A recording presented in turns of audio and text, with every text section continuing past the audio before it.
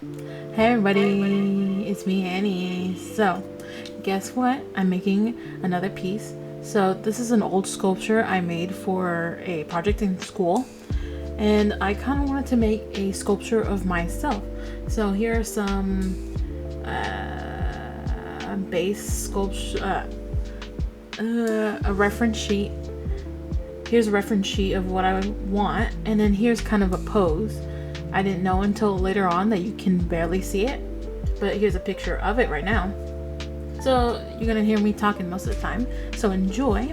So I'll be cutting off this box for a puzzle, and so I'm just cutting off circles just to make the base for the sculpture. I had an idea to put magnets under the sculpture so that I could attach them, and I also have this old bottle of shampoo that I'm going to be using for the body. So I did realize that you can't see the body type of the pose, so I did go over it with highlighter. And so even though I am cutting it in half just so you could tell the difference between the top and the bottom of the hips, you can't really notice it at the end sculpture, but whatever. And I'll also be using the cap for the body of the little me because I'm making a miniature me as well. After I cut them up, I put them onto the puzzle base just to make them more sturdy. It is harder for hot glue to adhere to plastic, so even after sandpapering it, oh, that's right. Well, I'm waiting for the hot glue to dry to make sure it's sturdy enough. Anyways,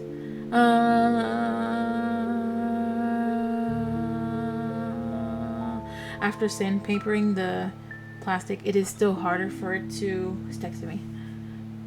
Adhere. So yeah, after all that, I cut all the pieces out. Why are you texting me? Oh my god. And so yeah, I officially put the body together, and I'm using more scraps to make it taller and also tilt it more to the side. But like I said before, it at the end piece is not really gonna matter because you can't really tell. But I'm using trash essentially just to get rid of it and also just to give it new life. I was gonna start out with using only clay for this piece, but I was like, I need a body for it, so yeah. I essentially wanted something smaller, but I guess I didn't see how big I was gonna get it, so it turned out to be almost 2 foot tall, the sculpture. But I'm still proud of how I did it. So yeah, eventually I put all the hot glue in, and I'm also using these chopsticks for the feet.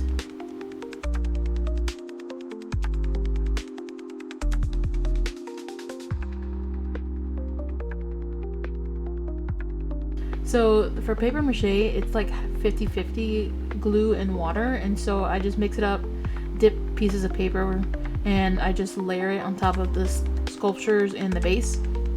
But anyways, I did do these sculptures in May. Actually, April. I did it mid-April, and for 1 year of being on YouTube. Yay! But it is currently the beginning of July when I am doing this voiceover, and I will probably be uploading this video late July. Why are you texting me? So yeah, it did take me a long time that I even cleaned my room, so a little after this, the desk will be facing a plain wall, and somehow the quality of the camera shoots up a bit. I don't know how that happens, but whatever. So anyways, for the sculpture, I'm just layering and layering pieces of paper covered in water and glue. And at the very beginning, it's hard because it's on a super smooth surface. That's why you sandpaper it. And I've seen people also like put paint on it. But it helps when you just continue to apply paper mache. Stop texting me. Anyways, so the body itself took a lot of layers just because I have a very blocky body shape, and I wanted it to make sure that it was similar to my body shape but also sturdy. I also did a bunch of layers for the legs as well, and I even did a bunch of it outside of the camera, so off screen. And eventually, after I finished and I let the project dry for almost a month and a half or so, I realized that the base was a little too small for it, so eventually I did have to make the base bigger. So here I'm looking at it, I'm like, oh, it's perfect, until I actually apply to the legs. So here it is now. You can barely see it that much, but I'm about to apply the head. And as you can see, so I'm applying glue to the bottom of the head. And the head is technically just a roll of paper mache afterwards, where I just put it all into a ball and then I hot glue it. And you see how the body is a lot more thicker now because I've applied different layers of paper, and now I have cardboard cutouts of the hands, because the hands they fell off because, like I said, I did leave them to dry for a few months or so. Now this scene was only a month after, not a month, a few weeks, I believe 2-3 weeks after, to make sure the body was fully dry, and I accidentally knocked the hands off.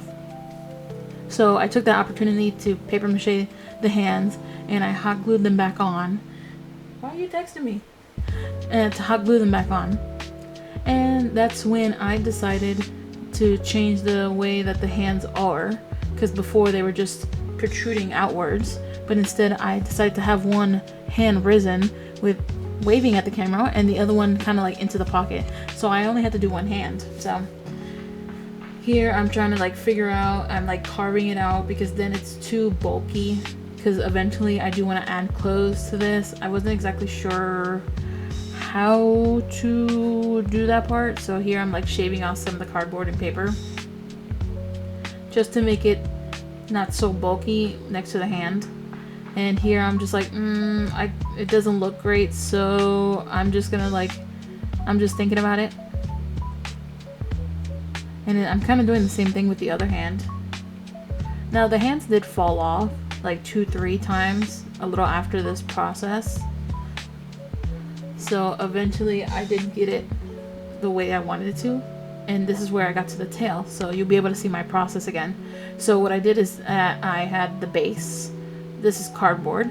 So I kind of had an idea of where the tail wanted it to be. So I wanted it to be big and bulky. But I also had to remember that I had to store this afterwards, and then it would be kind of proportionate to the body. So after I decided how big I wanted the tail, I hot glued it to another piece of cardboard, and I believe, I don't know what this is called, but it's like a thick piece of cardboard, and so I glued them both on just to like make the base of the tail. So I'm just going around cutting it up just to make it roughly the shape I want it, and it kind of looks like a chicken stick.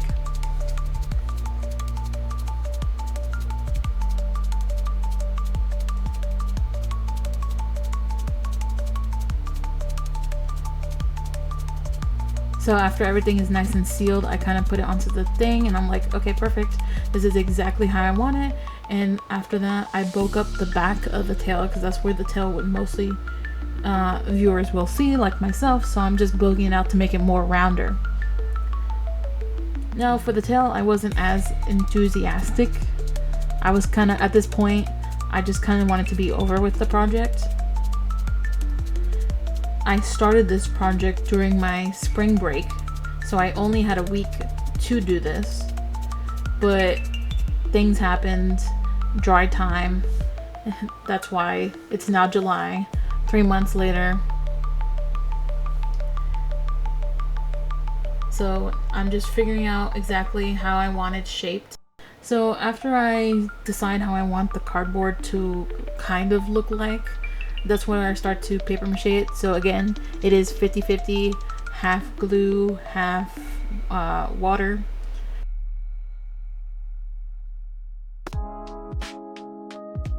Now the tail didn't take up as much time as the body did, because I already had an idea what the tail was gonna look like and bulked it up. The camera has changed and the quality went up. See, I told you. So this is the base of the sculpture. So like I said before, I had to make it bigger to accommodate the sculpture because it was kind of falling off. So I'm here trying to figure out exactly how big I want it. And I try to make a nice big circle around it. And I'll eventually cut it out and then ring it with cardboard to make it bigger. It's so cinematic, but you can't really see what I'm doing because of this thing that I have in the way. So yeah, I'm using little pieces of cardboard that I have lying around, and I'm making a wall essentially. And then I'll be attaching a top base to the top as well, and then covering it all in paper mache, similar to what I did for the sculpture. So after I finish that and everything has been fully dried, it's time to finish off this sculpture. So the last thing I have left to do is the shoes. Now this is where I kind of started to introduce clay. So I do have this, I don't exactly remember the company of this clay, but it's really good brand. I don't think it's DOS clay, but it's a very cheap air dry clay that I use. Now I could have done paper mache, but I just didn't have time. But I wanted to try something different, and I wanted to incorporate clay because I like to use air dry clay after it has dried. I like to water it down and then smooth surfaces off. So that's what I was planning to do for the rest of the body, because not everything came out smooth. As you can see, I used kind of puffy paint to smooth out certain areas that were too rough where the leg was. That purple is the puffy paint, and I will essentially later use air dry clay to smooth out certain areas of the body, like around the stomach or so, just to make it look a little more natural.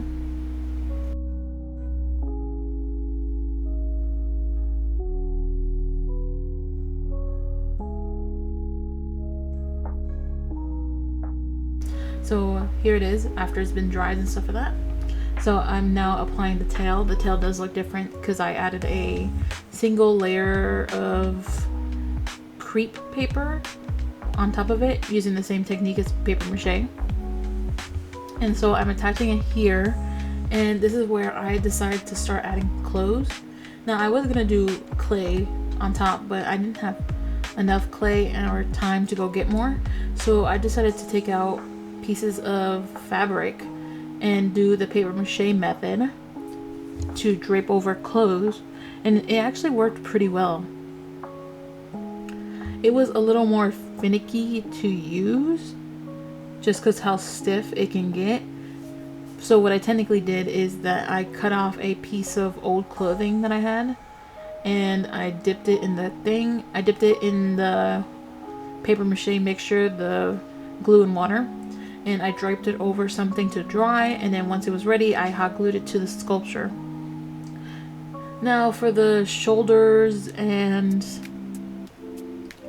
the hood, because it's supposed to be a jacket over it, I did a little different, because if it was too stiff then I wouldn't have been able to put it around the sculpture. So I actually just dipped it straight into it and then put it onto the sculpture and let it dry naturally. So here I am doing the hood of it. Now this hood itself is fully dry, so this is just regular fabric being glued onto the back. Well, that one's also dry.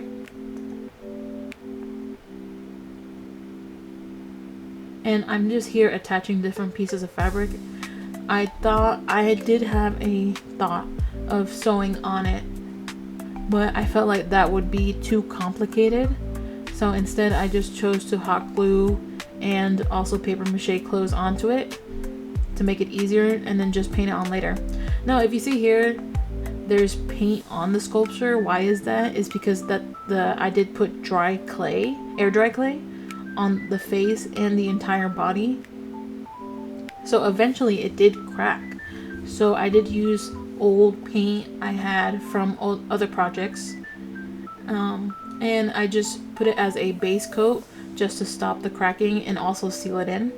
And this is where I got a dollar store air dried clay, where I was kind of curious to see how it would work. And so I tested that out for the hair, and also there is a line towards the stomach where it's kind of like a separation between the shirt and pants. So here I am just like testing it out, the sculpture.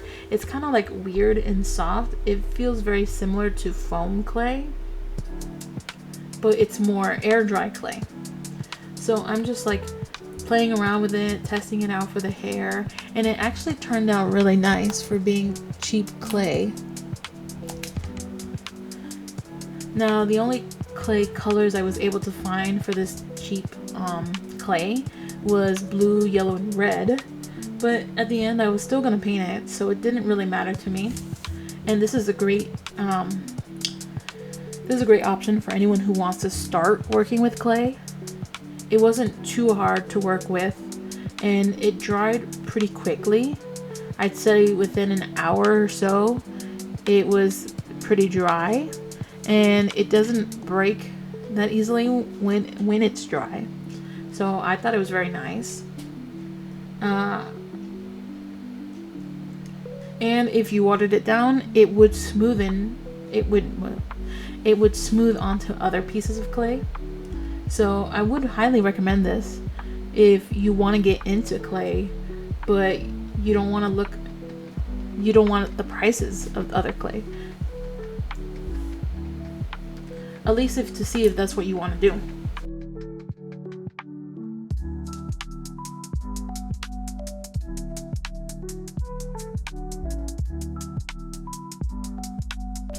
So yeah, I kind of had fun playing around, making the hair the way it is.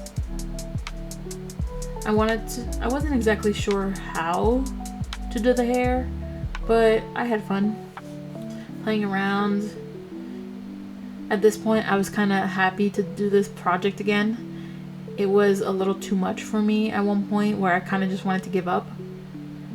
Here is the red clay. Now the red clay was actually a lot more fun to play with and more moist, while the yellow was actually more dry. I don't know if that was just a defect, but it was more fun to work with the red clay. I didn't have any blue clay on me because the Dollar Tree I went to did not have blue clay, but I was told it does come in it. So yeah. No, I do have to say that the red clay does stain a little bit if you are putting it on white clay. For me, it didn't matter because I would be painting everything anyways. So if you were to put white clay and then red clay on top of it and then move the red clay, then it would smudge. But if you're planning on painting over it, then don't worry about it, because after it dries, it doesn't smudge anymore.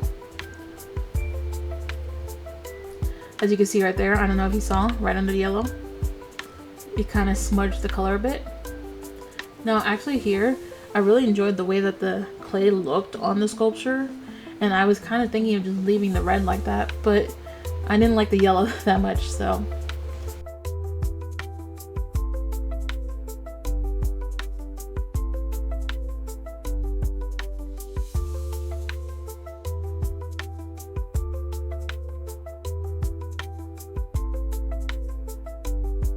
So I just kind of massaged the clay just until it looked okay to me. At this point, I kind of ran out of clay, so I couldn't do any more for it. I had a little bit of the other clay left, so I decided that this would be the great opportunity to have the hand, the very last pieces of clay I had. So I was kind of debating on what kind of hand. I was gonna do like a normal human hand, but it just felt odd, so I just did a circular with paw prints. I mean, maybe in the future I decide to do better or redo it, I don't know. So after everything, I cleaned it up with white, and that's when I started painting over it again. So I started with the skin and then the body. The body was first started as a like dark brown gray, I eventually switched over to black, and then I found a black that was matte. So that, yeah, it had, the body I believe has 4 or 5 coats of paint. Here it is where it's the shiny black. So I did eventually change it to matte black to make it look more cotton instead of latex. And then now I'm going over the pieces of red of the jacket and the hair. Now I don't know if you noticed, but my favorite color is red. So yeah, and I actually do have my hair, the front 2 pieces of my hair, called the money shot. They're actually painted red. I also have a peekaboo red, but I didn't feel like painting over the edges. So as you can see, yeah, the fabric has gotten harder, but I also put a layer of clay over it too in certain parts just to make it not so crazy of like transitions. And also right there in the bottom where I'm painting at, you could see that stitches of the old shirt that I used to put it, so it kind of worked in my favor exactly how I wanted it to look like. Though in the future I might have a better idea on how to do this, but I think overall, for having not so much time or resources, I think it turned out pretty well. So I believe the red took almost 4 coats to fully look nice. On camera, the first coat looks decent. I then moved over to the tail. Here I am putting different shades on because I'm not exactly sure what color to do the tail. Now, I was thinking of doing something similar to my skin tone, but then I realized that it looked awkward. So instead, I'm doing this dark red that I made myself. And eventually, I decided to change it to the hair color to make it just a smidge darker.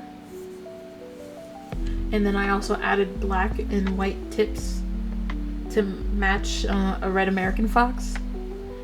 And after I did the hair and the ears, was moving on to the face. That was the last part of it. Now, through these, I wasn't exactly sure how to style it, but I did look at inspirations from Delightful, one of my favorite doll makers. So I tried similar to what she did. It's not exact because of how tiny it is. And I didn't want it to be too different from the rest of the sculpture. So I did like very basic, and then I came back to make it more detailed. So yeah, and then came over to the glasses. Now I had different glasses, my glasses, and then I did the jewelry, and I tried to mimic what Delightful did for hers, but it's just my fingers are so gigantic. Like, as you could see how big the thing is compared to my finger. Like, I gave up halfway through.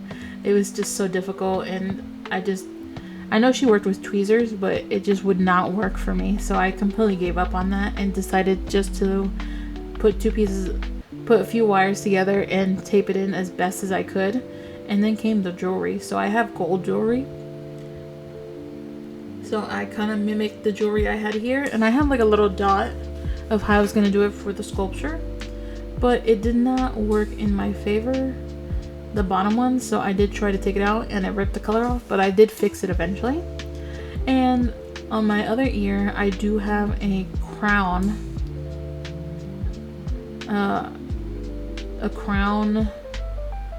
earpiece, so I did kind of copy it as best as I could, as well as a bracelet I always wear with a white gem. And I also added a bracelet that is handmade as well from Little Rubber Bands. But we can't forget about Mini-Me. So actually I wanted googly eyes from this. I've always wanted googly eyes. And I made a makeshift glasses, kind of mimicking my other glasses. So I tried my best to keep those on. And for the earrings, I just decided 2 little circles. So yeah, and this done. What do you think? Now, even though halfway through the project I kind of gave up on myself, they look great, and it still fits in the thing. The magnet did not work but I later figured out that it was backwards. But I love them. They're so cute. Alright, bye bye. That was all. Bye.